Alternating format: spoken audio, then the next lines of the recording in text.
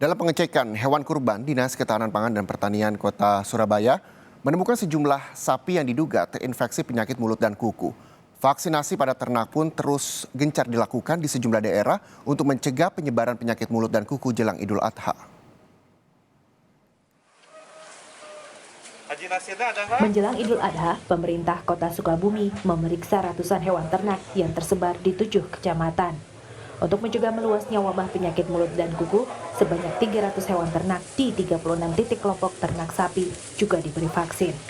Vaksin diberikan pada sapi bibit dan sapi perah untuk mempertahankan produksi sapi dan susu sapi di tingkat peternak. Di Kota Sukabumi, ada 77 kasus suspek dan 2 positif PMK sejak kasus PMK merebak. Dari 77 kasus tersebut, sebanyak 12 ekor dipotong bersyarat, termasuk 2 ekor yang positif PMK. Sebanyak 24 ekor sembuh dan 10 ekor sapi masih diisolasi dan dalam proses penyembuhan. Pengawasan hewan ternak yang masuk ke Kota Sukabumi dilakukan dengan pemeriksaan surat rekomendasi kesehatan hewan.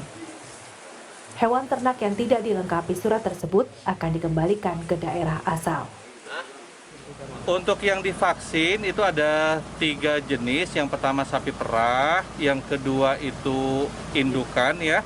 Yang bibit, yang ketiga itu aseptornya. Jadi 3 kategori itu yang divaksin. Sedangkan untuk sapi yang akan dilakukan untuk kurban di Idul Adha mendatang, ini yang kami lakukan bersama Forkopimda adalah memantau kondisi kesehatan mereka. Seandainya sapi dinyatakan sehat, maka mereka akan dikalungkan tanda sehat dari Dinas Pertanian dan Ketahanan Pangan itu.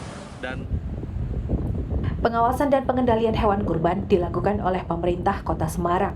Salah satunya dengan menerbitkan surat edaran mengenai perdagangan dan penyembelihan hewan kurban. Dalam surat edaran disebutkan, hewan kurban yang diperjualbelikan harus sehat berdasarkan hasil pemeriksaan kesehatan hewan yang dilakukan oleh dokter hewan atau veteriner dan dibuktikan dengan surat keterangan kesehatan hewan atau SKKH dari daerah asal hewan kurban. Jika tidak dapat menunjukkan SKKH, hewan kurban akan dikembalikan lagi ke daerah asal. Begitu pula jika nantinya ditemukan hewan dengan gejala penyakit mulut dan kuku. Hewan akan dikembalikan dan diisolasi selama 14 hari serta wajib melakukan perawatan. Untuk pelaksanaan kurban, Kota Semarang selama ini mendatangkan hewan dari Ungaran, Kendal, Pati, Rembang, dan Blora. Tim kesehatan dari Dinas Ketahanan Pangan dan Pertanian atau DKPP Surabaya melakukan pengecekan hewan kurban sapi dan kambing di Jalan Lingkar Dalam Timur, Surabaya. Tim kesehatan ini memeriksa kondisi 69 ekor sapi dan 139 ekor kambing milik para penjual hewan kurban. Berdasarkan hasil pengecekan, sebanyak 4 ekor sapi diduga terinfeksi penyakit mulut dan kuku karena keluar air liur yang berlebihan dan berbusa baik di mulut dan lantai kandang. Keempat sapi berasal dari Jember.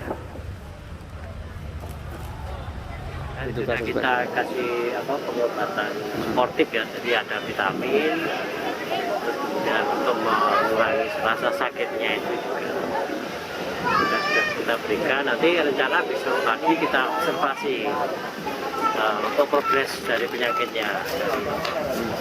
Apakah semakin menunjukkan ke arah PMK atau hanya semacam gejala menyerupai atau karena stres atau dari suhu lingkungan yang mungkin panas juga bisa. Karena jika sapi positif terjangkit penyakit mulut dan kuku, pemilik harus memisahkan atau mengisolasi sapi agar tidak menularkan pada sapi-sapi lain. Petugas telah memberikan obat dan vitamin pada hewan kurban yang diduga terinfeksi penyakit mulut dan kuku.